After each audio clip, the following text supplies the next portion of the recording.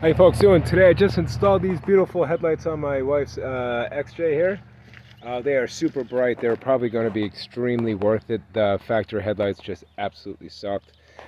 These little headlights here are going to come in a nice little box like so, right? And then all you're going to do is take them out. You're going to take both of them. If you don't have the factory harness and you have a different setup, they give you the adapters as well. And well, they're pretty straightforward instructions.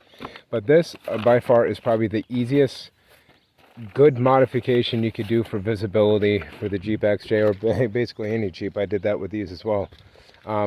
These here are actually by far probably super bright compared to the other ones. We just put them in so we don't know it's daytime, but just shine them on the Jeep, we could see it just light the whole front of the Jeep up in a super bright, crisp white light. The high beams down here, the low beams up here. Don't understand why that is, but that is how it is. They plug right in, just plug and play. You just take the old bulb out, disconnect it from the bulb, put the new bulb in, plug it right in, and it works fine. You just put the screws back in, put your bevel piece back in here. Other than that, it's by far a super easy job, and I would highly recommend doing this because we couldn't see at nighttime with the factory lights.